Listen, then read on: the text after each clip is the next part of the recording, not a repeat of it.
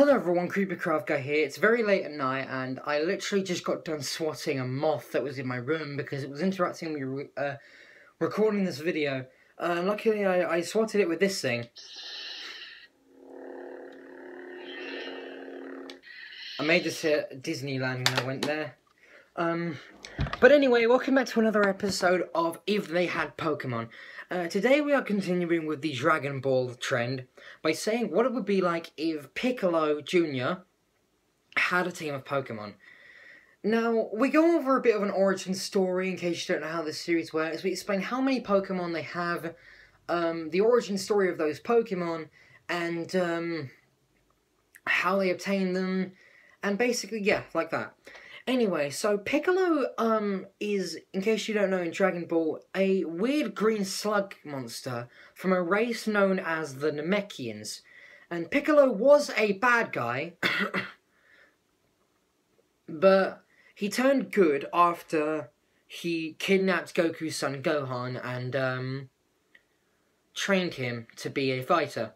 And what happened was, in Pokemon, is I believe a good backstory for it would be the fact that as a kid, Goku was fighting his father, Demon King Piccolo, and then after Demon King Piccolo was defeated, he spewed out Piccolo's egg, and gave his, like, I believe we'll say it's a Trico, to, Piccolo Jr. And I know that there's also Kami in the spectrum as well, but we'll just leave him out for the moment, he'll come back. So what happens is, I suppose, like, the general idea is that he would live with this Trico in the woods for a while, learn to train it, and by the time that he meets Goku finally, it will probably have evolved into a Grovyle. So that would be his first team member, it would be a Grovyle, and that would be his partner. So, normally I discuss the overall theme for the teams at the end of the video, but considering this one's a bit complex, I may as well explain it at the beginning. So Piccolo has 3 Pokemon. And in Dragon Ball, he actually has a special technique where he fuses with other Namekians to gain power. Now, Piccolo fuses with 2 other Namekians during the show, and those 2 are called Nail and Kami.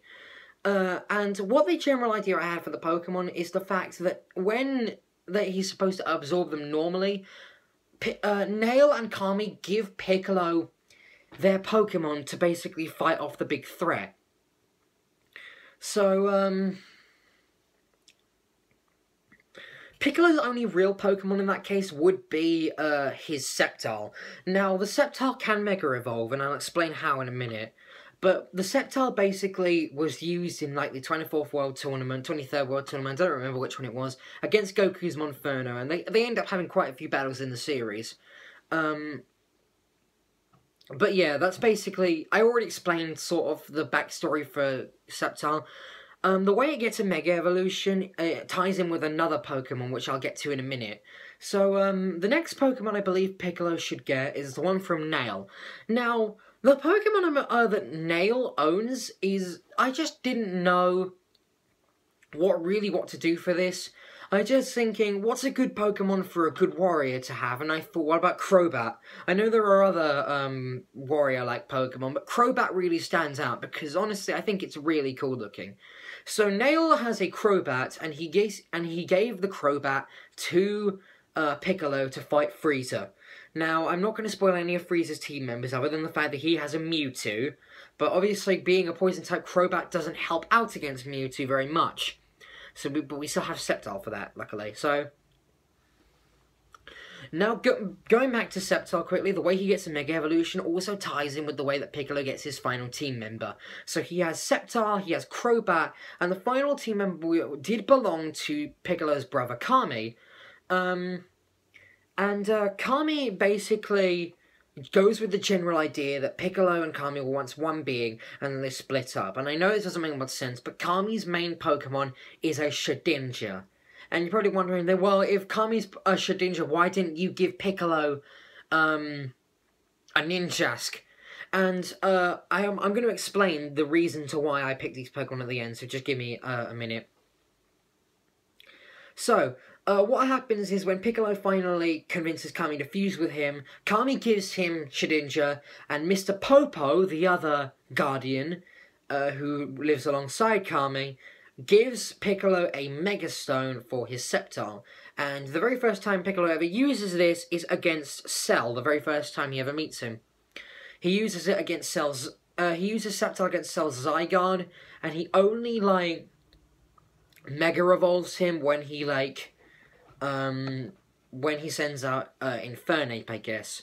And basically he dominates his team. He basically takes down Zygarde, Cell's own Sceptile, and Cell's Infernape, and using just his Sceptile. And the reason for this is because Zygarde is still pretty weak at this point.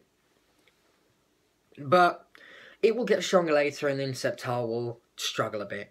Anyway, like I said I was going to do, I will explain to why I have picked these Pokemon. So, first of all, like I already said with Crobat, I don't really have, like, a general reason to why I picked Crobat. I was just thinking that, you know what, I think it deserves respect. I do really like Crobat. I don't really use it an awful lot. And if I were to have, like, a warrior from another planet, I recommend they probably use a Crobat or something.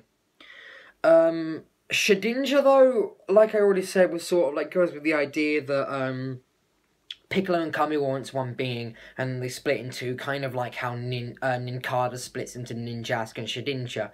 But Shedinja is also, like, a very ancient-looking Pokemon, and Kami is, a very ancient Namekian. So, it kind of fits in a sense. And Piccolo, main Pokemon is Sceptile, and the reason that Sceptile is his main Pokemon and not Ninjask is because I have seen very many, like, sorts of media which state that, Sceptile does have the overall appearance of a regular Namekian. I think it's, like, the same sort of shade of green, they're sort of built almost the same way, and it basically just works. Anyways, that was, if they had Pokemon, Piccolo, the Namekian, I don't know what his second name is, Piccolo Jr., I suppose. Anyway, I'm still continuing the trend with the Dragon Ball, but I'm actually enlisting help from my friend Jabberwock the Lemur to help me with some other, media ideas. And not big enough, Jabberwock the Lemur does have a YouTube channel, and he is starting, to upload more videos, yet he still hasn't gotten round to doing it yet. Although I encourage you go round to his channel and support him, because he deserves it. Although don't like his first video, it's not very good. Anyway though, regardless, thank you all for watching, and I will see you in the next video. Bye bye.